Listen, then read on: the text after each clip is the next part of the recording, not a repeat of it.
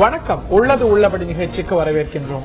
மணல் விலை கிடுகிடுவென உயர்ந்து வருகிறது. இதனால் கட்டிட தொழில் பெருமளவுக்கு பாதிக்கப்பட்டிருக்கிறது என்ற குற்றச்சாட்டு இருக்கிறது. பல மணல் குவாரிகள் மூடவும் பட்டிருக்கிறது. இந்த நிலையில இந்த மணல் விற்பனையை இப்படி முறைப்படுத்த வேண்டும், இந்தந்த கோரிக்கைகள் எங்களுக்கு இருக்கிறது என்று இது சார்ந்த பல்வேறு அமைப்புகளிடமிருந்து குரல் வருகிறது. என்னென்ன கோரிக்கைகள் முன்வைக்கப்படுகின்றன, அவை நடைமுறைப்படுத்தப்பட்டால் தீர்வாகுமா, இதையெல்லாம் இன்றைய உள்ளது உள்ளபடி நிகழ்ச்சியில் விரிவாக நாம் அலசருக்கின்றோம். முதலில் இது பற்றிய ஒரு தொகுப்பினை காண்போம்.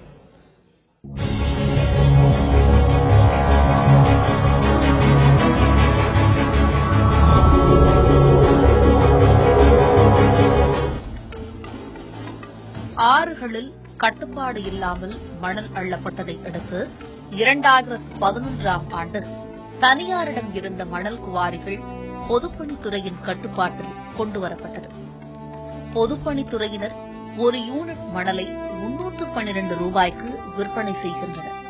ஆனால் பொதுமக்கள் நேரடியாக சென்று மணலை இந்த விலைக்கு வாங்க முடிவதில்லை. உரிமம் பெற்று மணல் அள்ளும் ஒப்பந்ததாரர்கள் மணலை கிடங்குகளில் சேமித்து வைத்து இரண்டாம் நிலை விற்பனை என்ற பெயரில் கூடுதல் விலைக்கு விற்பதாக புகார் எழுந்தது. இதைத் தொடர்ந்து அனைத்து மணல் குவாரிகளிலும் அரசு ஆணைப்படி மணல் அள்ளுவது நிறுத்தப்பட்டு ஒப்பந்ததாரர்கள் வெளியேற்றப்பட்டனர். இதனால் தமிழ்நாடு முழுவதும் கடுமையான மணல் தட்டுப்பாடு ஏற்பட்டுள்ளது. கடந்த மாதத்தில் 17,000 ரூபாய் வரை விற்பனை செய்யப்பட்ட 6 யூனிட் மணல் தற்பொழுது 40,000 ரூபாய் வரை விற்கப்படுகிறது. கட்டுமான பணிகள் அதிகம் நடைபெறும் சென்னை, திருவள்ளூர், காஞ்சிபுரம் ஆகிய மாவட்டங்களில் ஒரு நாளைக்கு 8,000 லோடு மணல் தேவை உள்ளது. மணல் தட்டுப்பாட்டால் பல்வேறு இடங்களில் கட்டுமான பணிகள் நிறுத்தப்பட்டுள்ளன. குவாரிகளில் மணல் அள்ள திடீர் தடை விதிக்கப்பட்டுள்ளதால் பல்லாயிரக்கணக்கான தொழிலாளர்கள் நேரடியாகவும் மறைமுகமாகவும் பாதிக்கப்பட்டுள்ளதாக மணல் லாரி உரிமையாளர் சங்கத்தினர் தெரிவித்துள்ளனர். ஒரு கன அடி மணல் சேர 100 ஆண்டுகள் தேவைப்படும் நிலையில் 2012, 2013ஆம் ஆண்டில் மணல் கொள்ளை மூலம் தனியார் நிறுவனங்கள் அடைந்த லாபம் 30,000 கோடி ரூபாய் என மதிப்பிடப்பட்டுள்ளது. பல்லாயிரம் ஆண்டுகளாக இயற்கை சேமித்து தந்த மணல் கருவூலத்தை காலியாக்குவதை தடுக்க வேண்டும் என்றும் குவாரிகளில் மணல் அள்ளுவதை முறைப்படுத்த வேண்டும் என்றும் சமூக ஆர்வலர்கள் வேண்டுகோள் விடுத்துள்ளனர். எல்லா தரப்பிலிருந்தும் பல்வேறு கோரிக்கைகள் முன்வைக்கப்பட்டு வருகின்றன. இது இப்படி முறைப்படுத்த வேண்டும், இந்த கோரிக்கை நிறைவேற்றப்பட வேண்டும், இந்த செகண்ட் முறை போக வேண்டும், இது போன்ற பல கோரிக்கைகள் முன்வைக்கப்பட்டு வர இந்த மணல் விற்பனையை முறைப்படுத்த செய்ய வேண்டிய நடவடிக்கைகள் என்ன, இது பற்றி இன்றைய உள்ளது உள்ளபடி நிகழ்ச்சியில் விரிவாக நாம் அலசரிக்கின்றோம். இந்த கோரிக்கைகள் நிறைவேற்றப்பட்டால் மணல் விலை குறையுமா, மணல் விலை உயர்வுக்கு இந்த பிரச்சனைகள் தான் காரணமா என்பது பற்றியெல்லாம் இந்த நிகழ்ச்சியில் நாம் அலசரிக்கின்றோம். இந்த நிகழ்ச்சியில் அரங்கத்தில் நம்முடைய இணைகிறார் திரு செல்ல ராஜாமணி, தமிழ்நாடு மணல் லாரி உரிமையாளர் சம்மேளனத்துடைய தலைவர். நிகழ்ச்சிக்கு வரவேற்கின்றோம். களத்திலிருந்து எமது செய்தியாளர்கள் இணைகிறார்கள். காஞ்சிபுரத்திலிருந்து எமது செய்தியாளர் ராஜா இணைகிறார். அதே போல திருச்சியிலிருந்து செய்தியாளர் விஜயகோபால் இணைகிறார். நான் ராஜா கிட்டே இருந்து ஆரம்பிக்கணும்னு நினைக்கிறேன். சமீபத்தில் காஞ்சிபுரத்தில் இந்த ஆற்று மணல் எடுப்பது அப்படிங்கிறது தடை செய்யப்பட்டது, மூடப்பட்டிருக்கிறது.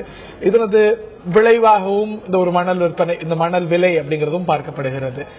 சமீபத்திய தகவல்கள் குறித்து மேலும் விரிவா சொல்லுங்க ராஜா. அதாவது மணல் ஆற்றில இருந்து 3.5 அடி தான் எடுக்க வேண்டும். அவற்றை ஒரு யூனிட் 630 ரூபாய் கொடுக்க வேண்டும். இதுதான் அரசுடைய முதல் அந்த ஒரு விதி. இது பல்வேறு தளங்களில் மீறப்பட்டது. அதாவது 30 அடி வரை சில இடங்களில் எடுக்கப்பட்டிருக்கின்றன. 15 அடி முதல் 30 அடி வரை குறைந்தபட்சம் அவர்கள் அவ்வளவுதான் எடுக்கிறார்கள். இது பெரிய புகாராக எழுந்தது.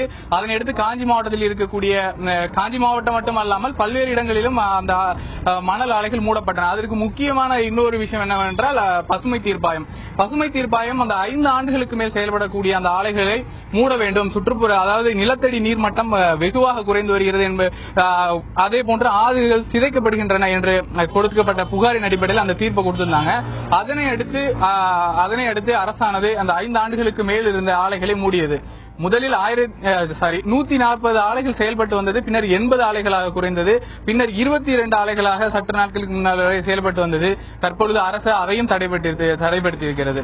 இது அந்த ஆறுகளுடைய நிலைமை. இரண்டாவதாக இந்த பணம் அதிக பணம் கொடுத்து மணல் வாங்கப்படுகிறது. எப்படி என்றால் 630 ரூபாய் என்பது அரசு நிர்ணயித்தது. அது இரண்டாம், அதாவது அங்கு மணலை அந்த ஆற்றில் இருந்து எடுத்து அருகில் இருக்கக்கூடிய இப்போ நாம் இருக்கக்கூடிய பின்பகுதியில் இருக்கக்கூடிய ஒரு யார்டு மாதிரி கொண்டு வந்து அந்த இரண்டாம் நிலை விற்பனையாளர்கள் இது வந்து தனியார் நடத்துறாங்க. இவங்க என்ன பண்றாங்கன்னா அங்க இருந்து எடுத்து அவர்களுடைய வண்டியில் இங்கு கொண்டு வர்றாங்க. பின்னர் அந்த வாங்கி செல்லக்கூடிய நுகர்வோர்களுக்கு கூடுதல் விலைக்கு விற்கிறார்கள். அதாவது அங்கிருந்து எடுத்து வந்து இங்கு கொடுப்பதற்கு 630 ரூபாயில் இருந்து 2000 ரூபாய் ஒரு யூனிட்டுக்கு போகிறது. இதுதான் மிகப்பெரிய அளவில் கட்டுமான தொழிலாளர்களில் இருந்து, அதாவது வீடு கட்டுவோரில் இருந்து கட்டுமான நிறுவனங்கள் வரை பாதித்தது. இதில் பாதிக்கப்படுவது யார் என்று, பாதிக்கப்படுவது எங்கிருந்து முதலாவதாக அரசு பொதுப்பணித்துறை, இரண்டாவது அந்த விற்பனையாளர்கள், அவர்கள் வரை பாதிப்பில்லை. அதற்கு அடுத்தாற்போல் அடுத்திருக்கக்கூடிய கட்டுமான நிறுவனங்கள் இதிலிருந்து பாதிக்கப்படுகின்றன. அதில் ஈடுபட்டிருக்கக்கூடிய கட்டுமான பொறியாளர்கள் பாதிக்கப்பட்டிருக்கிறார்கள். அது மட்டுமல்லாமல் சொந்த வீடு கட்டுவதற்காக முனைகிறவர்கள் இதில் பாதிக்கப்படுகிறார்கள். குறிப்பாக 40 லட்சம் கட்டுமான தொழிலாளர்கள், இவர்கள் பதிவு செய்யப்பட்டவர்கள். அவர்கள் மட்டுமல்லாமல் பகுதி நேரமாக ஈடுபடக்கூடிய பல கட்டுமான பணியில் ஈடுபடக்கூடிய தொழிலாளர்களும் இன்றைக்கு பாதிக்கப்பட்டிருக்கிறார்கள். இதனால் எதெல்லாம் தடைபடும் என்றால், இப்போ தனியாருடைய கட்டுமான நிறுவனங்கள் தடைபடுவது ஒரு புறம் இருந்தாலும், அதே போன்று அரசினுடைய பல்வேறு கட்டுமான நிறுவனங்களும் பாதிக்கப்படுவதற்கான வாய்ப்புகள் இருக்கிறது. மணல் தட்டுப்பாடு ஏற்பட்டுக் கொண்டிருக்கிறது. குறிப்பாக அரசினுடைய இந்த பசுமை வீடு திட்டம் வரை பாதிக்கப்படுவதற்கான வாய்ப்பு இருக்கிறது. முதலாவதாக நம்மளுடைய கட்டுமான பொறியாளர் சங்கத்தை காஞ்சி மாவட்டத்தை சேர்ந்த ஆர் பிரகாஷ் இருக்கிறார். இவர்கள் எப்படி பாதிக்கப்படுகிறார்கள் என்று கேட்போம். சார், இப்போது ஏற்பட்டிருக்க இந்த மணல் தட்டுப்பாடு இது எப்படி பாதிக்கப்படுறீங்க? இதுக்கு நீங்க என்ன அரசு நடவடிக்கை எடுக்கணும்னு நினைக்கிறீங்க? இப்ப சார், காஞ்சிபுரம் மாவட்டத்துல தான் சார் சென்னையும் காஞ்சிபுரம் மாவட்டத்துக்கு தேவையான மணல் சப்ளை வந்து ரெகுலரா செஞ்சுட்டு இருக்கு. பாலாறு இங்க இருக்கிறதால இப்ப பாத்தீங்கன்னா தமிழ்நாட்டில் இருக்கிற 10,000 கட்டுமான பொறியாளர்கள் இந்த மணலை நம்பிதான் வந்து கட்டுமான பொறியாளர்கள் அவங்க இருக்காங்க. மணல் வந்து இப்ப சுத்தமா வந்து கிடைக்கிறது இல்ல. ஏற்கனவே வந்து மணல் வந்து இங்க ஏற்கனவே சொன்ன மாதிரி 684 ரூபாய் ஒரு யூனிட் இருந்தது, போய் 2000 ரூபாய் கிடைச்சு 2000 ரூபாய்க்கு மேல வந்து டிரான்ஸ்போர்ட் பண்ற லாரி உண்மையில இருக்காங்க. 2000 ரூபாய்க்கு மணல் கிடைக்கிறப்போ அவங்க டிரான்ஸ்போர்டேஷன் சேர்ந்து எல்லாம் வைக்கிறப்போ அதோட மணல் அதிகமாயிடுது சார். இது இப்போ ரீசெண்டான பசுமை தீர்ப்பாயத்தோட தீர்ப்பையும் மற்றும் ஏற்கனவே ரொம்ப நாளா இருக்கிற மணல் குவாரிகள் மணல் தண்ணீர் பிரச்சனைகள் இருக்கிறதாலையும் மணல் சுத்தமா இப்ப கிடைக்க மாட்டேங்குது. இப்ப நம்ம இருக்கிற பகுதியில் பாத்தீங்கன்னா பின்னாடி யார்ட்ல பாத்தீங்கன்னா மலை போல மண் குவிச்சு வைக்கப்பட்டுள்ளது. ஆனால் மக்களுக்கு வந்து அது ஒரு ஏழை எளிய மக்கள் வந்து ஒரு வீடு கட்டுறது வந்து அவங்களோட கனவு.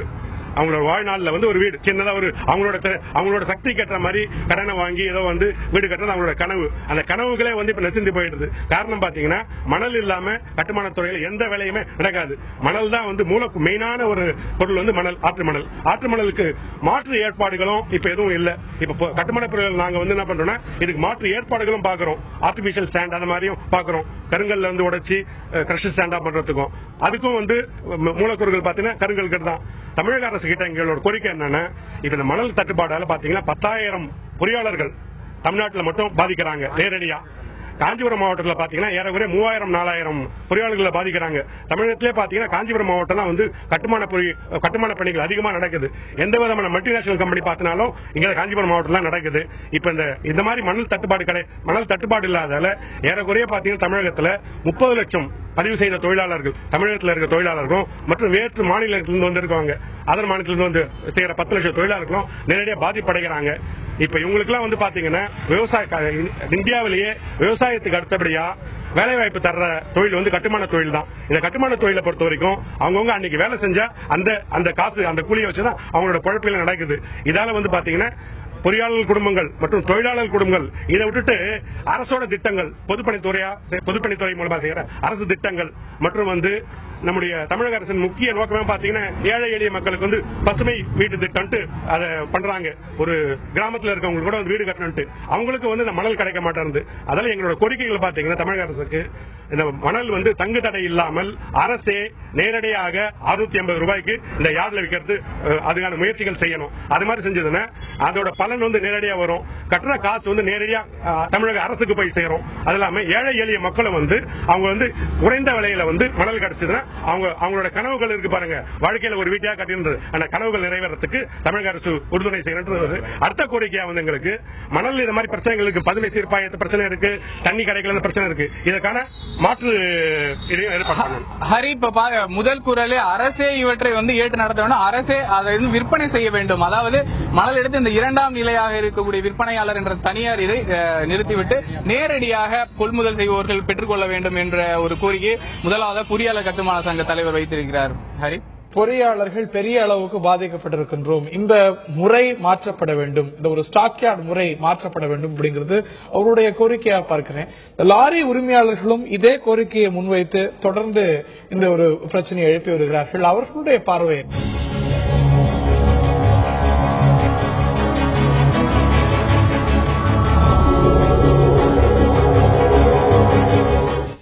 மணல் விலை கிடுகிடுவன உயர இதை முறைப்படுத்த, மணல் விற்பனையை முறைப்படுத்த செய்ய வேண்டியது என்ன என்பதை பற்றி இன்றைய உள்ளது உள்ளபடி நிகழ்ச்சியில் நாம் விரிவாக அலசி வருகின்றோம். இந்த நிகழ்ச்சியில் நம்முடைய திரு செல்லராஜாமணி அவர்கள் தமிழ்நாடு மணல் லாரி உரிமையாளர் சம்மேளனத்துடைய தலைவர் அரங்கத்தில் இணைந்திருக்கிறார். களத்தில் இருந்த எமது செய்தியாளர்கள் இணைந்திருக்கிறார்கள்.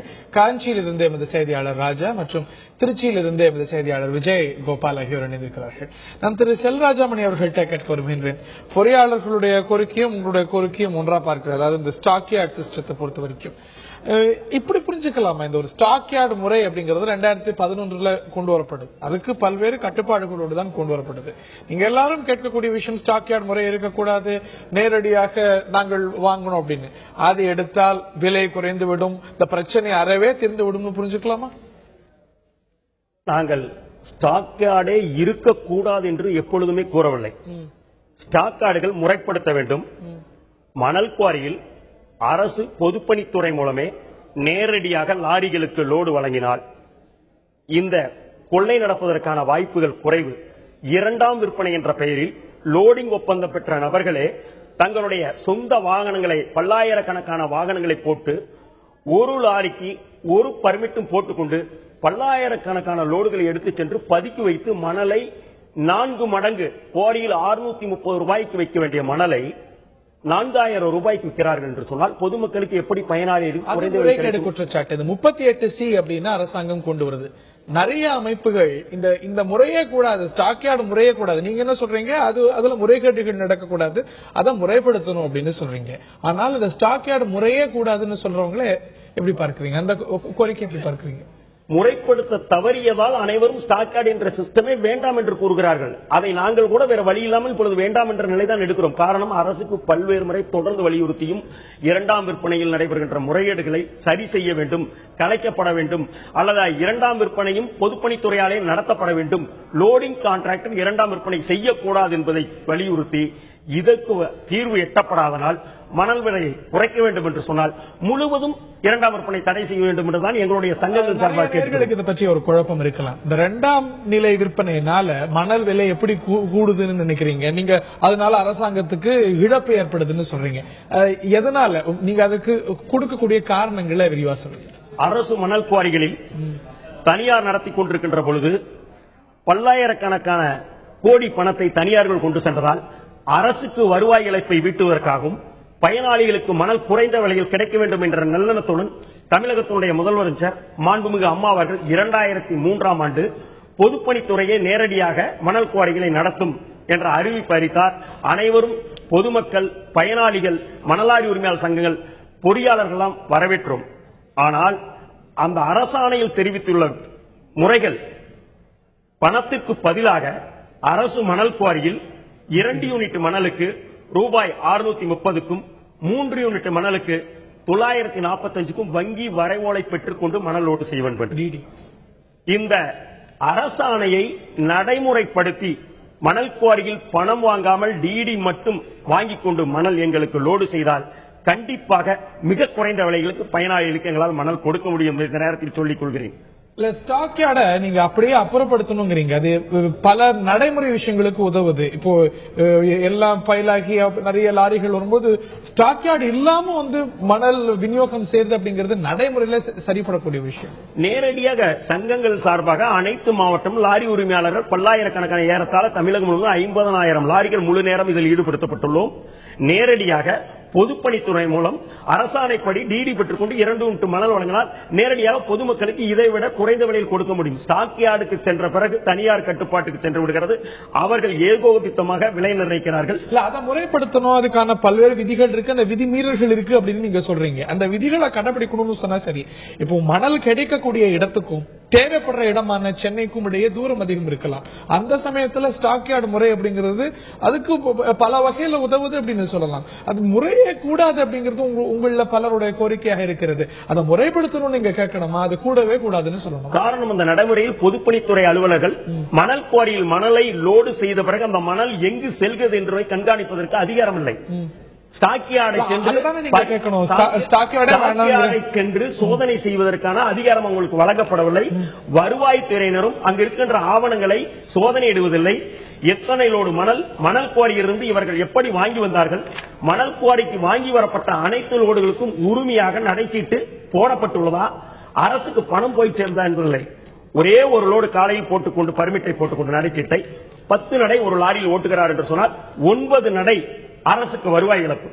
குறிப்பாக இன்றைய தினம் தமிழகம் முழுவதும் ஏறத்தாழ 4 மண்டலங்கள், Chennai, Trichy, Pollachi, Madurai. There is no sand quarry operation in Pollachi anywhere. only 3 மண்டலங்கள், திருச்சி, சென்னை, மதுரை. இது 3 டிவிஷன்லையும் பாத்தீங்கன்னா 10,000 லோடு தினசரி மணல் அரசு மணல் குவாரியில் மணல் வெளியில போகுது. 630 ரூபாய் 2 யூனிட் போட்டால் அரசுக்கு தினசரி வருமானம் 63 லட்சம். ஆனால் இதனால இந்த முறைகேடுகள் நடக்குது அப்படின்னு சொல்றீங்க. அதனால அரசுக்கு வருவாய் இழப்பு தனியாருக்கு போகுது. இதை முறைப்படுத்தணும் அப்படிங்கிறீங்க. ஸ்டாக் யார்டு முறையே கூடாதுன்னு சொல்லலாமா, இல்ல ஸ்டாக் யார்டு அரசு எடுத்து நடத்தணுங்கிற விஷயத்த பார்க்கலாமா அப்படிங்கிற கேள்வி இருக்கு. அதுக்கு மீண்டும் வருகின்றேன். இந்த நிலையில இந்த செய்தியாளர் விஜயகோபால் திருச்சியில இருந்து இணைகிறார். திருச்சியில் இருக்கக்கூடிய நிலவரத்தை பத்தி சொல்லுங்க. இப்போ குவாரிகள் மூடணும் அப்படின்னு சொன்னதுனால அங்க ஏற்பட்டிருக்கக்கூடிய நிலவரம், இல்ல தட்டுப்பாடுகள், இதை பற்றி சொல்லுங்க விஜயகோபால். மாவட்டத்தை பொறுத்தவரை காவிரி ஆற்றில் 4 இடங்கள்லயும், கொள்ளட ஆற்றில் 5 இடங்கள்லயும் மணல் குவாரி செயல்படுச்சு. இது அரசு அனுமதி பெற்று அவங்களா சொல்ற பொதுப்பணித்துறை வட்டாரத்தில் சொல்ற தகவல். ஆனா இது தவிர்த்து 14 இடங்கள்ல முறைகேடா அந்த 2ஆம் நிலை செகண்ட் சேல்ஸ்ங்கிற முறையில அது செயல்பட்டு இருந்துச்சு. இங்க இப்ப இப்போதைக்கு சுத்தமா மணல் குவாரியில் எல்லாத்தையும் மூணதுக்கு அப்புறம் பாத்தீங்கன்னா ஒரு பல்லாயிரக்கணக்கான கொத்தனார், சித்தால் போன்ற தொழிலாளிகள் வேலையில் வந்திருக்காங்க. அது இல்லாம 1500க்கு மேற்பட்ட லாரிகள் இங்க திருச்சி மாவட்டத்தில் இருக்கு. இவங்களும் இவங்களுக்கு பணப்பு இல்லாம கிட்டத்தட்ட ஒரு 10 நாள் தொடர்ச்சியா இவங்க வேலையில் வந்திருக்காங்க. கட்டுமான பொருட்களே கட்டுமான பணிகளை ஸ்தம்பிச்சிருக்கு. இன்னைக்கு நம்ம இதை பத்தி நம்ம கூட கட்டுமான தொழிலாளர் சங்கத்துடைய மாவட்ட தலைவர் நடராஜன் இருக்காரு. அவர்கிட்ட கேட்கலாம். சொல்லுங்க. நான் கட்டுமான திருச்சி மாவட்டத்தின் கட்டுமான சங்கத்தினுடைய செயலாளர் நடராஜன்.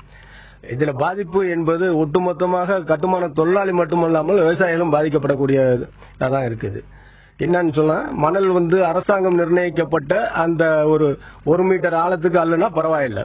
ஆனால் இவங்க 5 அடி 10 அடி 15 அடி ஆழத்துக்கு பொக்லின் வச்சு அல்றதுனால நீர் ஆதாரம் என்பது கெட்டு போகுது.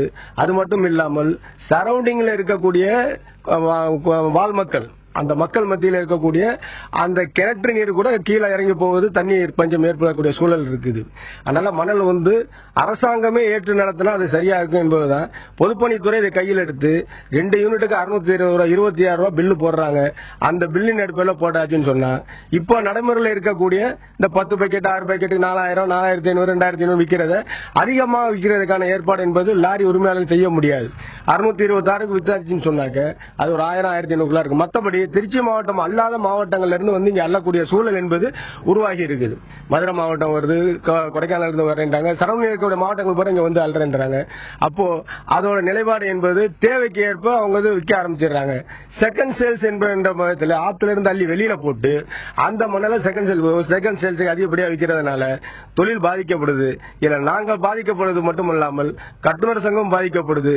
கட்டுநர் சங்கம் பாதிக்கப்படுச்சுன்னு சொன்னா கட்டுமான தொழிலாளி பாதிக்கப்படுறான். இந்த தொழிலுக்கு தொழில் தெரிஞ்ச வர வேண்டிய அவசியம் இல்லை. விவசாய வேலை பார்க்கக்கூடிய விட மம்டியை தோல்ல போட்டுட்டு இந்த வேலையை செய்யலாம். இதுக்கு இதெல்லாம் தேவையில்லை. ஆனால் அந்த நிலை என்பது இப்ப மாறி இருக்கு. கடுமையான விலைவாசி ஏற்றம், அடிக்கடி இந்த பெட்ரோல் டீசல் விலை ஏற்றுவதனால் வரக்கூடிய விளைவுகள் என்பது லாரி உரிமையாளர் மத்தியில் பேசுறப்ப அதை காரணம் காட்டுறாங்க. நீங்க இந்த ரீச்சுக்குள்ளார பாத்தீங்கன்னா சரியா. இன்னொன்னு, இந்த கிளிக்கூர் கிராம மக்களோட கோரிக்கை என்பது ஆழமா இந்த கல்லணைக்கு பக்கத்துல இருந்தா பேசுறோம். கிளிக்கூட்ல இருந்தா நாங்க பேசுறோம். அந்த கரிகாலன் கட்டுவத கல்லணைக்கு பக்கத்துல 2 கிலோமீட்டர் வரைக்கும் அந்த நீரோட்டத்தில் அள்ளக்கூடாது, வடிகால் போட்டிருக்கிறாங்க. ஆனா அதிக வெள்ளம் வர அந்த நிலையை தடுப்பதற்கு கருங்கல் அதையும் போட்டு அடைச்சு வச்சுட்டதுனால நீராதாரம் இருக்கு. அந்த கிராம மக்களோட கோரிக்கை என்பது இந்த இடத்துல போடக்கூடாது அப்படின்னு. இப்ப கேட்டீங்க ஹரி, முக்கியமா என்ன சொல்றாங்க சமூக ஆர்வலர்கள் என்ன சொல்றாங்கன்னா, ஒரு அடி மணல் வந்து உருவாகிறதுக்கு 200 ஆண்டுகள் ஆகும் அப்படிங்கிறாங்க. இவங்க அதே மாதிரி குறிப்பிட்ட இந்த ஒரு சட்ட விதிகள் இருக்கு, இவ்வளவுதான் மணல் அள்ளணும், இத்தனை அடிக்கு தான் அள்ளணும்ட்டு. இவங்க அதையும் மீறி இப்ப நீங்க தற்போதே பார்க்கலாம், இந்த கிளிக்கூடுங்கிற இந்த குவாரியில பாத்தீங்கன்னா இப்ப கிட்டத்தட்ட ஒரு 15 அடி கீழே வந்து மணல் அள்ளி இருக்காங்க. அப்படிங்கிறப்ப இது நீராதாரம் சுத்தம் பாதிக்கப்படும் அப்படின்னு சொல்றாங்க ஹரி.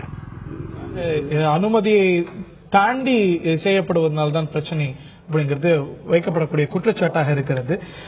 பில்டர்ஸ் அசோசியேஷன் உடைய திரு சசிகுமார் அவர்கள் தொலைபேசி வாயிலாக இணைந்திருக்கிறார். திரு சசிகுமார், உங்கள் தரப்பிலிருந்து பல்வேறு கோரிக்கைகள் வைக்கப்பட்டன. குறிப்பாக கட்டிட பணி பெரிய அளவுக்கு பாதிக்கப்பட்டிருக்கு அப்படின்னு சொல்லப்பட்டது. இப்பொழுது தட்டுப்பாடு பற்றி சொல்லுங்க. இப்பொழுது பல குவாரிகள் மூடப்பட்டிருப்பதனால ஏற்பட்டிருக்கக்கூடிய தட்டுப்பாடுகள் பற்றி விரிவாக சொல்லுங்க.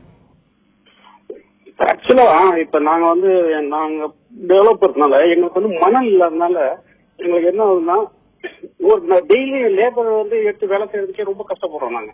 ஏன்னா லேபரை கூப்பிட்டு வச்சு வேலை செய்யணும்னா ஒரு நாளைக்கு ஃபுல் டே அவங்களுக்கு நாங்க கேஷ் கொடுக்கணும். மணல் வர்றதே பெரிய கஷ்டமா இருக்கு சைட்டுக்கு. நாங்க போன் அடிச்சு கேட்டாலும் மணல் இல்ல, எல்லாத்தையும் க்ளோஸ் பண்றாங்க. இப்ப கொடுக்கணும்னா இப்ப என்ன ரேட்டு பாத்தீங்கன்னா, நாங்க முதல்ல வாங்கிட்டு ஒரு லாரி 30,000 ரூபாய், இன்னைக்கு ரேட்டு பாத்தீங்கன்னா 80,000 ரூபாய் ஆகுது. வேணும்னா மணல் வேணும்னா உங்களுக்கு அப்படின்ற மாதிரி டிமாண்ட் அதிகரித்திருக்கிறது. டிமாண்ட் இருக்கிறதா, அதற்கு ஏற்றாற் போல இந்த குவாரிகள் மூடியது போன்ற பல்வேறு காரணங்களால மணல் கிடைப்பதில்லை, அதிக விலைக்கு கிடைக்கிறது. அதனால கட்டுமான பணி பாதிக்கப்பட்டிருக்குது அப்படிங்கிறது கட்டிட பணியாளர்கள் தரப்பு வாதமாகவும், லாரி தொழிலாளர்கள் பெரிய அளவுக்கு பாதிக்கப்பட்டிருக்கிறார்கள் அப்படிங்கிறது உங்களோட கோரிக்கையாகவும் உங்களுடைய பிரச்சனையாகவும் பார்க்கின்றோம். இதற்கான தீர்வு என்ன, நடைமுறையில சாத்தியப்படக்கூடிய தீர்வு என்ன?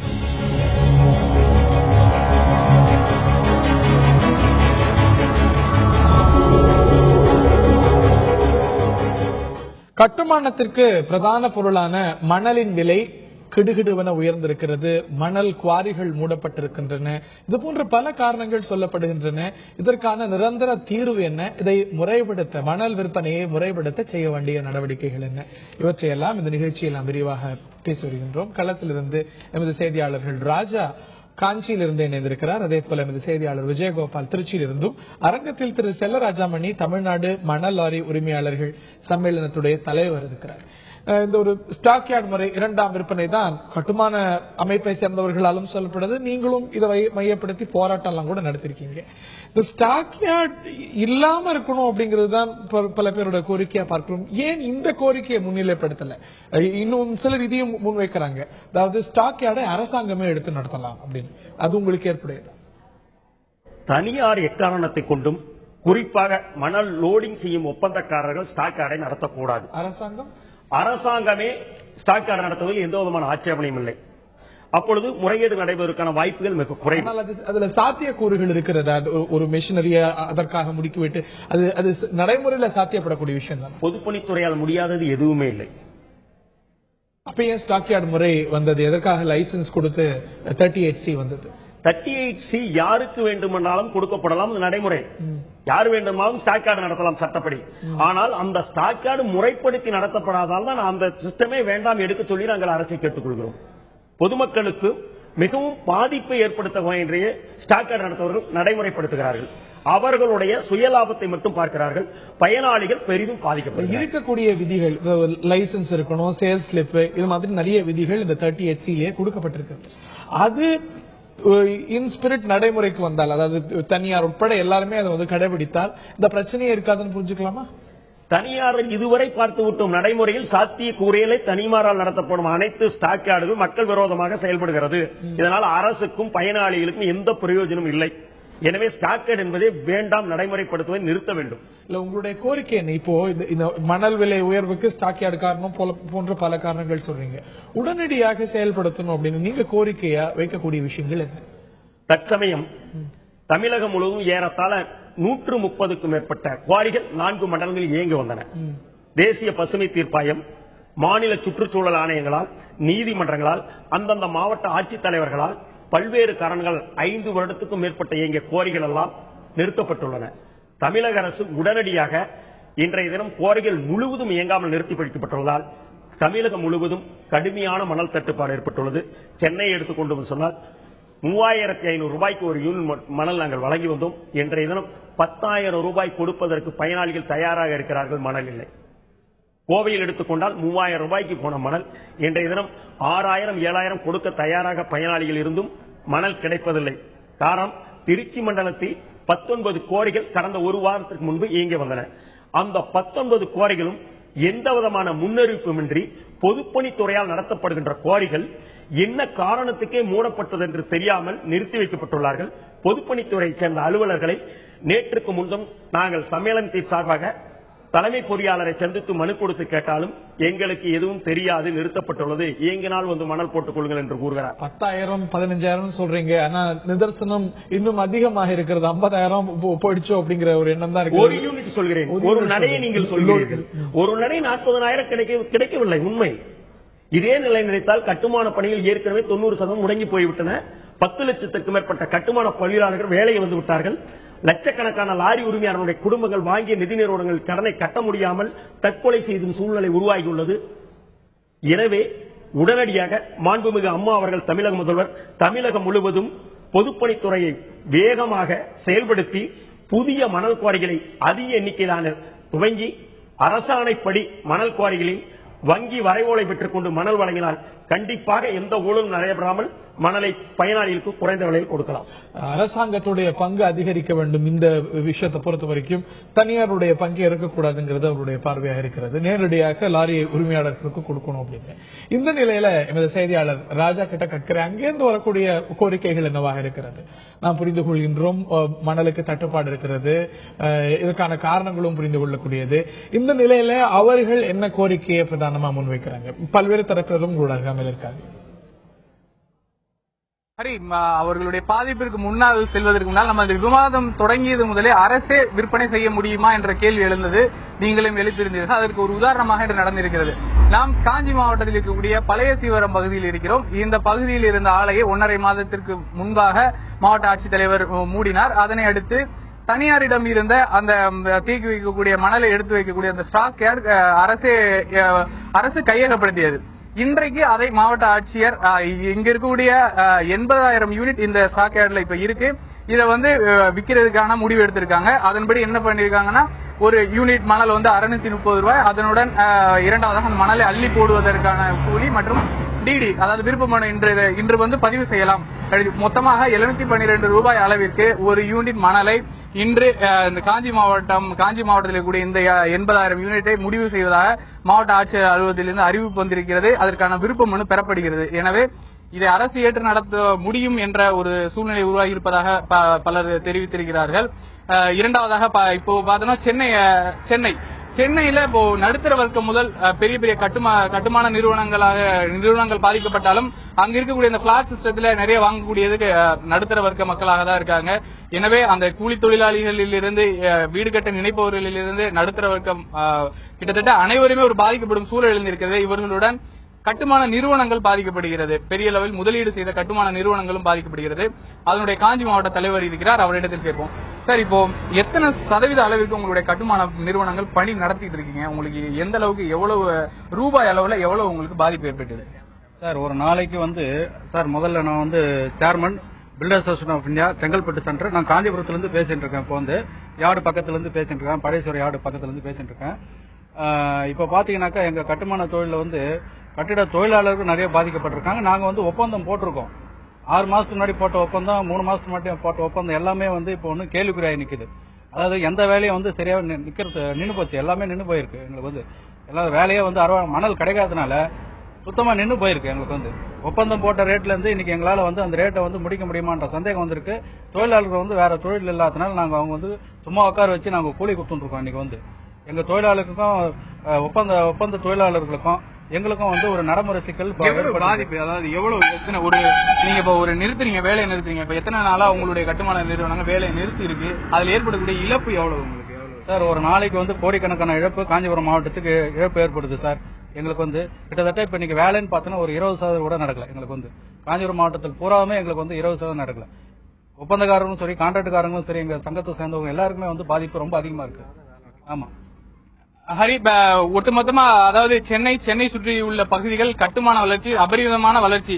அதாவது அது காஞ்சிபுரம் மாவட்டமாக தான் பார்க்கப்படுகிறது. ஏன்னா காஞ்சிபுரம் வருவாய் மாவட்டமாக இருக்கிறது சென்னையை சுற்றி உள்ள பகுதிகள்.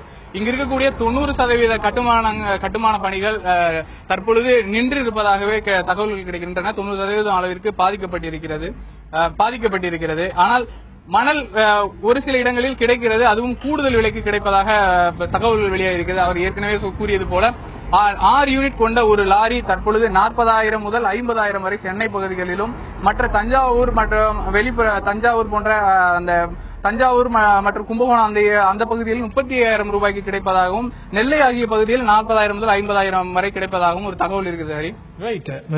தொழிலாளர்கள் பெருமளவுக்கு பாதிக்கப்பட்டிருக்கிறார்கள் அப்படின்னு இந்த ஒரு கட்டிட துறையை சேர்ந்தவர் சொன்னார்.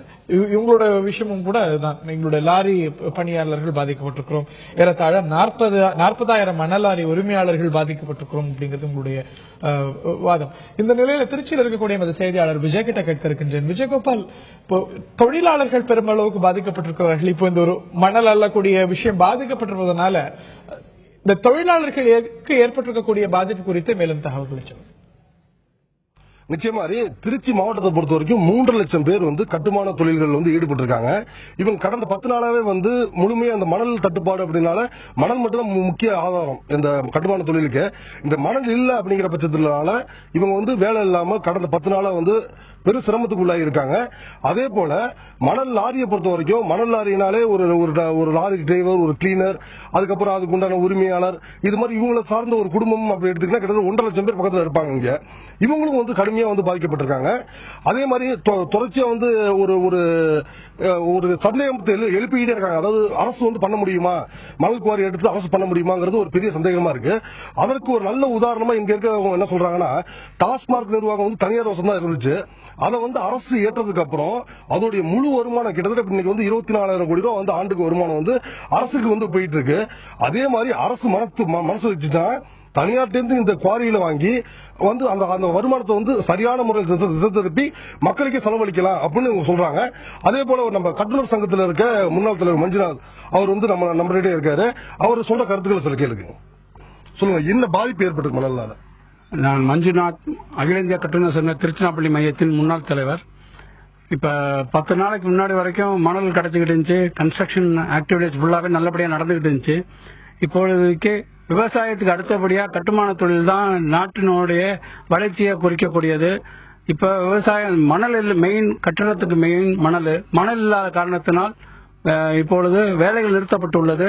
ஒரு 3.5 லட்சத்துக்கு மேல உள்ள லேபர்ஸ் பாதிக்கப்பட்டிருக்காங்க. அவங்களுக்கு வேலை இல்ல. எங்களை சார்ந்த எல்லாரும் இருக்கிறனால எங்களால வேலை கொடுக்க முடியல. இருந்த மணல்லாம் தீர்ந்து போச்சு. இப்ப திருச்சி தான் மெயின் குவாரியா இருந்துச்சு. திருச்சியில இருக்க மணல் தான் திருச்சிக்கு மட்டும் கொடுத்துட்டு பல காலத்துக்கு முன்னாடி இருந்துச்சு. இப்பொழுது தமிழ்நாடு ஃபுல்லா திருச்சியில இருந்து எல்லா இடத்துக்கும் மணல் போகுது. இந்த மணலுக்கு மாற்றாக ஒரு வழி வேற என்னன்னா, கவர்மெண்ட் டைரக்டாவே எடுத்து பண்ணா நல்லபடியா இருக்கும் நாங்க எதிர்பார்க்கிறோம். ஒண்ணு இல்லாட்டி இந்த கவர்மெண்ட் கான்ட்ராக்ட்ஸ்க்குலாம் எம்சாண்ட் சொல்ற மணலுக்கு மாற்று பொருளாக அதை டெண்டர் விடும் போதே டாக்குமெண்ட்லயே போட்டு ஷெட்யூல் ஆஃப் ரேட்லயும் மணலுக்கு பதிலாக எம்சாண்ட் கொண்டு வந்துட்டா அந்த மணலோட தட்டுப்பாடு குறையும். அது இல்லாம நம்ம இயற்கை வளமும் பாதிக்காம இருக்கும்ன்றது எங்களுடைய கருத்தாக நாங்கள் நினைக்கிறோம்.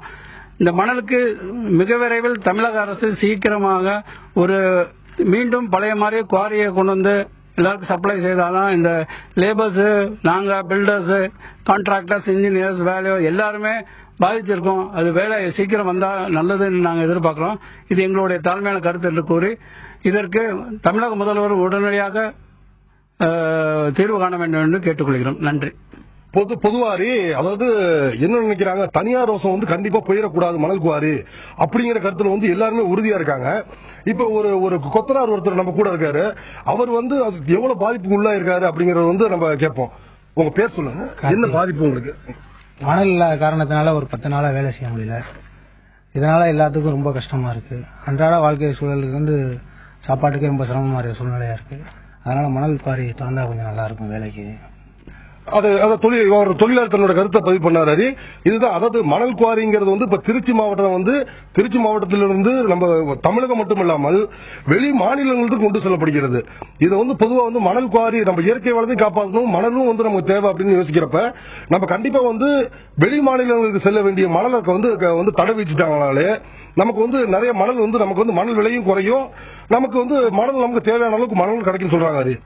ரைட். இந்த நிலையில பல்வேறு கோரிக்கைகள் வைக்கப்பட்டிருக்கிறது. முழுமையாக அரசாங்கம் இதை செய்வது அப்படிங்கிறது நடைமுறை சாத்தியம்தானா அப்படிங்கிற ஒரு கேள்வியும் வருகிறது. டாஸ்மாகோடு இதை ஒப்பிட்டு விட முடியுமா அப்படிங்கிற கேள்வியும் எழுகிறது. தொடர்ந்து பேசலாம், தொடர்ந்து வாதிக்கலாம்.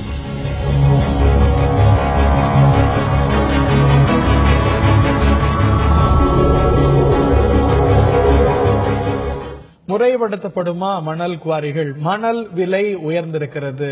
கட்டுமான துறைக்கு தேவைப்படக்கூடிய பிரதான பொருள் இது. இதனால கட்டுமானம் பாதிக்கப்பட்டிருக்கிறது. இந்த கோரிக்கைகளை நிறைவேற்ற வேண்டும் என்று பல தரப்பிடமிருந்து நமக்கு வாதங்கள் வர இதை பற்றி இந்த நிகழ்ச்சியில் விரிவாக நாம் அலசி வருகின்றோம். இந்த நிகழ்ச்சியில் நம்முடைய திரு செல்லராஜாமணி அவர்கள் இணைந்திருக்கிறார். தமிழ்நாடு மணல் லாரி உரிமையாளர்கள் சம்மேளனத்துடைய தலைவர். அதே போல களத்திலிருந்து எமது செய்தியாளர் ராஜா மற்றும் எமது செய்தியாளர் விஜயகோபால் ஆகியோர் காஞ்சிபுரம் மற்றும் திருச்சியிலிருந்து இணைந்திருக்கிறார்கள். நான் திரு ராஜாமணி அவர்கள்ட்ட கேட்க விரும்புகின்றேன். இந்த ஸ்டாக் யார்டு முறையை அரசாங்கம் எடுத்துக்கிறது, இல்லாட்டி அதை அப்படியே வந்து அப்புறப்படுத்துறது, இல்ல இது போன்ற கோரிக்கைகள்லாம் வச்சிருக்கீங்க. இவையெல்லாம் அமல்படுத்தப்பட்டால் மணல் விலை அப்படியே கிட்டுக்கிட்டு குறைஞ்சிடும் உத்தரவாதம் சொல்ல முடியுமா? 2003ஆம் ஆண்டு தமிழக முதல்வர் அம்மா அவர்கள் பிறப்பித்த அரசாணை மக்களுக்கு பயன்பெற வேண்டும் என்பதற்காக அந்த எண்ணம் நிறைவேற வேண்டும் என்று சொன்னால் பொதுப்பணித்துறை லோடிங் ஒப்பந்தக்காரர் இல்லாமல் இரண்டாம் விற்பனை இல்லாமல் நேரடியாக லாரிகளுக்கு வங்கி வரைவோலை பெற்றுக் கொண்டு மணல் வழங்கினால் மிகவும் குறைந்த விலையில் பயனாளிகளுக்கு மணல். கேள்வி என்னன்னா, 2003 அமல்படுத்தப்பட்டது. 2011 ஏன் ஸ்டாக் யார்டு முறை அதற்கான அங்கீகாரம் கொடுக்கப்படுது? ஏதோ அதுல வந்து செயல்பாட்டுல ஒரு பிரச்சனை இருந்ததுனாலதான் இந்த ஸ்டாக் யார்டு முறை வந்திருக்கணும். என்ன காரணத்தினால இந்த ஸ்டாக் யார்டு முறையை தனியாருக்காக ஒதுக்கப்பட்ட ஒரு நிலை? அப்படி மட்டும் பார்த்திட முடியுமா? அதுக்கான நடைமுறை தேவையும் இருந்திரவில்லையா? கண்காணிப்பது யாரும் இல்லை. இல்ல கண்காணிப்பு கேட்கலாம், ஆனா அது இந்த முறையே வேண்டாம்னு சொல்றதுக்கான முறைகேடுகளை களையவே முடியவில்லை என்று சொன்னால் அந்த நிலையை மாற்ற வேண்டியதானே?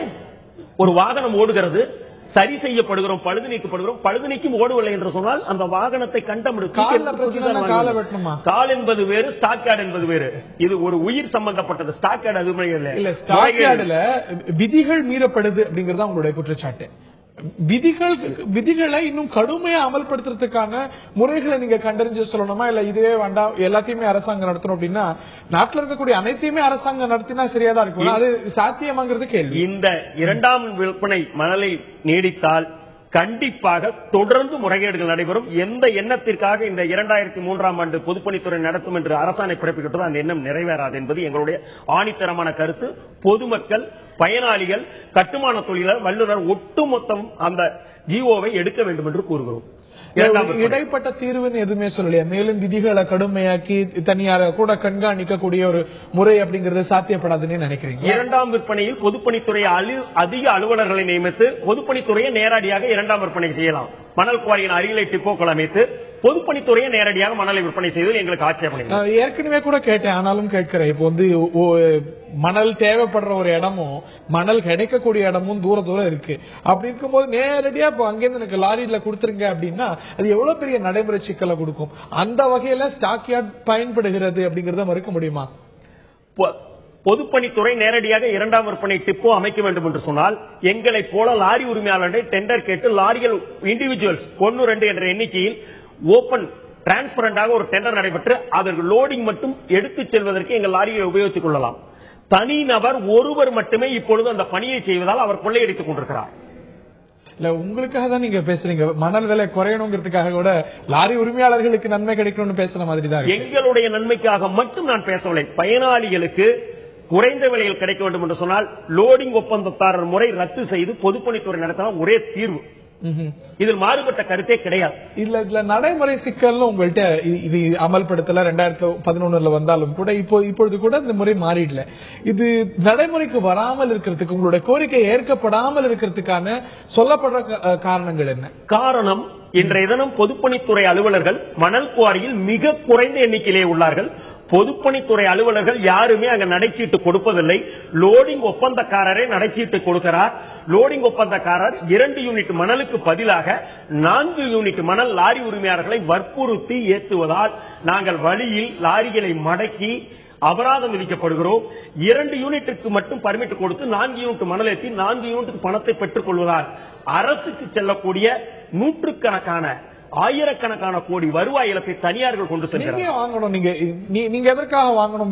விதிக்கு உட்பட்டு நீங்க நடந்து கொண்டீங்க. வேறு வழியே இல்லை. லாரிகளை நாங்க வாங்கிவிட்டோம். ஓடினால் தான் எங்கள் குடும்பம் பிழைக்கும், எங்களுடைய வாழ்வாதாரம். நிர்பந்தத்தில் வாங்கப்படுகிறோம். எங்களுக்கு அங்கு எதிர்த்து பேசுவதற்கோ செயல்படுவதற்கு முடியாது. அவருடைய ஆட்கள் முழுவதும் லோடிங் காட்டுற ஆட்கள் இருக்கிறார்கள். அங்கே நாங்கள் பிரச்சனை, எங்களுடைய வண்டிகள் வெளியில் வராத சூழ்நிலை. அங்கங்கெல்லாம் பொதுப்பணித்துறையுடைய நேரடி கண்காணிப்பு இன்ஸ்பெக்டர் இருக்கணும் அப்படின்னு அதிகப்படியான பொதுப்பணி தொழிலாளர்கள் இளநிலை உதவியாளர்கள் நிலையில் நடைச்சீட்டு வழங்க வேண்டும். வங்கி வரைவோலை மட்டும் பெற்றுக்கொண்டால் மணல் விலை குறையும். பணமாக பெறக்கூடாது என்பது எங்களுடைய வாதம். ரைட். இந்த நிலையில எமது செய்தியாளர்கள்ட்ட கேட்க இருக்கின்றேன், எமது செய்தியாளர் ராஜா கிட்ட கேட்க இருக்கின்றேன். இந்த நிலை சற்று நீடிக்கிறது. மணல் குவாரிகள் மூடப்பட்டிருக்கின்றன. இதுக்கு எவ்வளவு விரைவில் இதற்கான தீர்வு எதிர்பார்க்கலாம்? இந்த நிலை எப்பொழுது சற்று முன்னேற்றம் அடையும் அப்படின்னு சொல்லப்படுது? சரி, தற்பொழுதைய நிலவரத்திற்கு அரசினுடைய முடிவு இதில் உடனடியாக எடுக்கப்பட வேண்டும் என்பது எல்லோருடையதா இருந்தாலும் என்ன முடிவு எடுப்பார்கள் என்பது என்று தெரிய வரவில்லை. ஆனால் அந்த மூடப்பட்ட ஆலைகளில் இருக்கக்கூடிய மணலை தற்பொழுது விற்பதாக முடிவாகிவிட்டது. அதாவது ஸ்டாக் யார்டு என்பது அந்த இடத்தில் வைத்திருக்கக்கூடிய பல்லாயிரக்கணக்கான யூனிட் மணல் இருக்கிறது. இந்த ஒரு யார்டில் மட்டுமே 80,000 யூனிட் இருக்கிறது.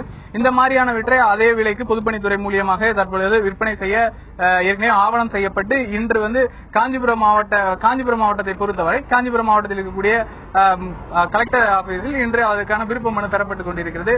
இது தற்பொழுதே நடைமுறையா இருக்கிறது. இதுவே தொடர்ந்து நடைபெற வேண்டும் என்பது மற்றவர்களுடைய விருப்பமாக இருக்கிறது. தற்பொழுது இந்த விவகாரத்தில் என்ன நடவடிக்கை அரசு எடுக்கலாம் என்பது குறித்து இப்ப கட்டுமான பொறியாளர்கள்,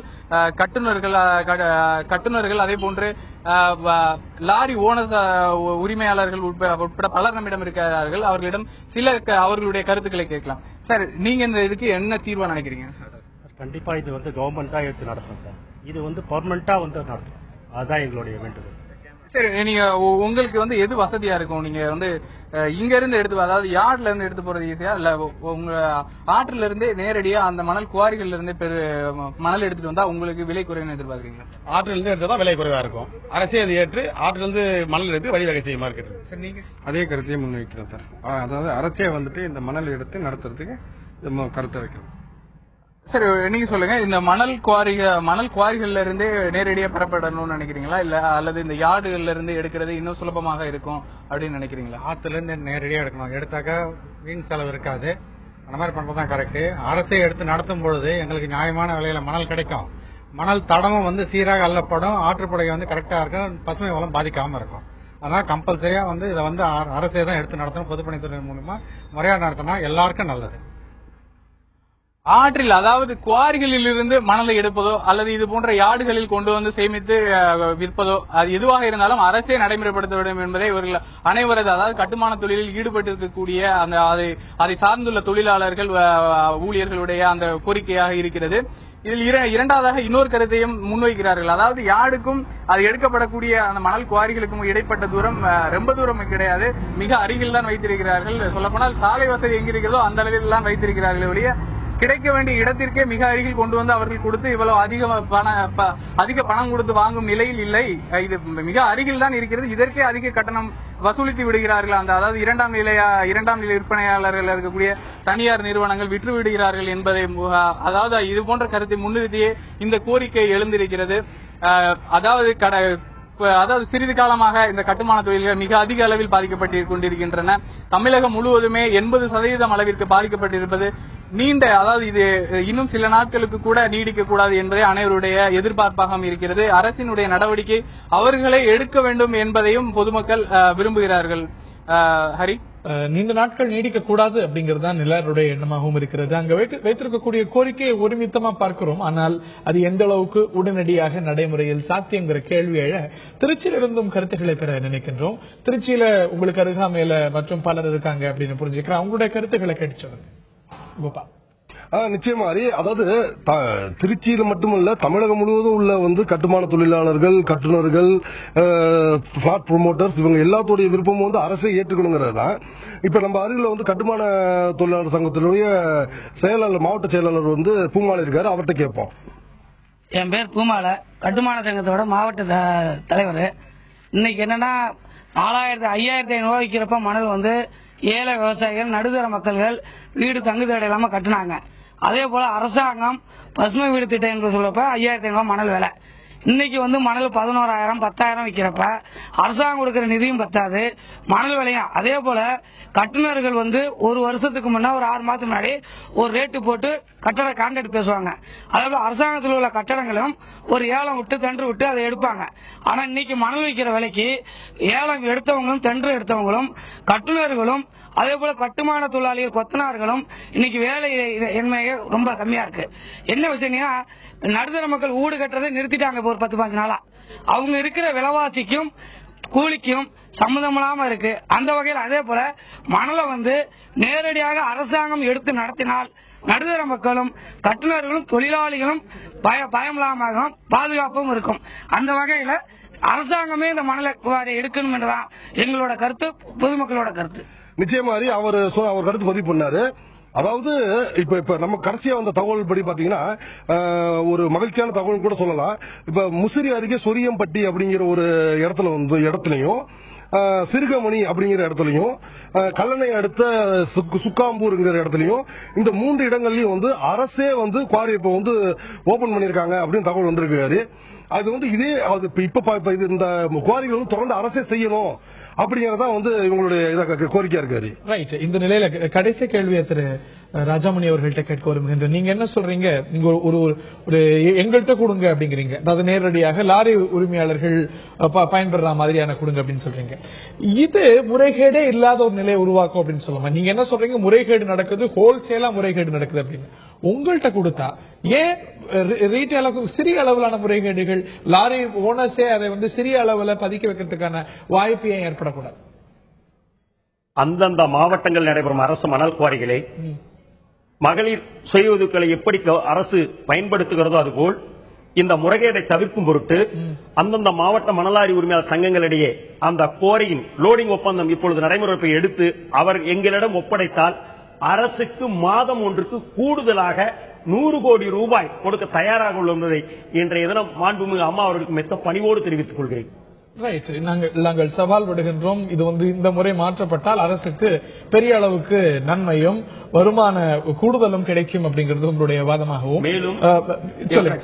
மேலும் இது போன்ற முறைகேடுகள் நடைபெறாமல் தடுக்க வேண்டும் என்று சொன்னால் எப்படி மாதந்தோறும் மாவட்ட ஆட்சித்தலைவர் தலைமையில் விவசாயிகளுடைய குறை தீர்க்கும் கூட்டம் நடத்துகிறார்கள். மணல் குவாரியில் பல்லாயிரக்கணக்கான ரூபாய் அரசுக்கு வருமானம் வருவது என்று சொன்னால் இந்த துறைக்கு அதிக முக்கியத்துவம் கொடுத்து இதை களைய வேண்டும் என்று சொன்னால் அந்தந்த மாவட்ட தலைவர், ஆட்சித்தலைவர் தலைமையில் பொதுப்பணித்துறை அலுவலர்கள், வருவாய்த்துறையினர், காவல்துறையினர், போக்குவரத்துறையினர், கட்டிட வல்லுநர்கள், பொறியாளர்கள், மணல் பயனீட்டார்கள், மணலாரி சங்க உரிமையாளர்கள் கலந்து கொண்ட மாதந்தோறும் மணல் பயனீட்டார்கள் குறைதீர்க்கும் கூட்டம் நடத்தினால் அந்த கூட்டத்தில் ஒவ்வொரு முறையும் மணலாரி உரிமையாளர்களும் பயனாளிகளும் என்ன குறைபாடு, மணல் எவ்வளவுக்கு விற்கப்படுகிறது, குவாரியில் செயல்பாடு என்பதை மாவட்ட ஆட்சித்தலைவரிடம் நேருக்கு நேர் எடுத்துக்கொள்ளலாம். அதன் மீது உரிய நடவடிக்கை எடுத்தால் இது போன்ற குறைபாடுகள் கண்டிப்பாக நடைபெறாது. அதற்காக அரசை வலியுறுத்தி மீண்டும் மணலுக்கென்று ஒரு தனி வாரியம், கார்ப்பரேஷன் மணநல வாரியம் அமைக்க வேண்டி கடந்த 10 வருடமாக அனைத்து மாவட்ட சங்கங்களிலும் மாநில சம்மேளனத்தின் சார்பாக தீர்மானம் வைத்துள்ளோம். இவையெல்லாம் உங்களுடைய கோரிக்கைகளாக இருக்கிறது. தனி வாரியம் வேண்டும், ரெட்ரஸல் மெக்கானிசம், இதை குறைதீர்க்கும் முறைகள் வேண்டும் என்பது போன்ற கோரிக்கைகள் வச்சிருக்கீங்க. ஏறத்தாழ பல தரப்புடைய கோரிக்கை ஒன்றாக புரிந்து கொள்கின்றோம். ஆனாலும் முழுவதும் அரசாங்கம் நடத்த வேண்டும், ஸ்டாக் யார்ட் முறை இருக்கக்கூடாது, இருந்தாலும் அரசாங்கம் செய்ய வேண்டும், இந்த செகண்ட் செல் முறை இருக்கக்கூடாது என்ற கோரிக்கைகள் வைத்தாலும் இது எந்த அளவுக்கு நடைமுறையில் சாத்தியம், அரசாங்கம் செய்யுமா என்ற கேள்விகள் எழுந்திருக்க இந்த தருணத்தில் நிகழ்ச்சியை நான் நிறைவு செய்தாக வேண்டும். இந்த நிகழ்ச்சியில் பங்கு பெற்ற திரு ராஜாமணி, களத்திலிருந்து இணைந்திருந்த எமது செய்தியாளர்கள் ராஜா, விஜயகோபால் மற்றும் அவர்களோடு இணைந்து பல கருத்துக்களை சொன்ன பல்வேறு அமைப்புகளைச் சேர்ந்த பிரதிநிதிகள் மற்றும் பார்த்த நேயர்களுக்கு நன்றி தெரிவித்து விடைபெறுகின்றோம். வணக்கம்.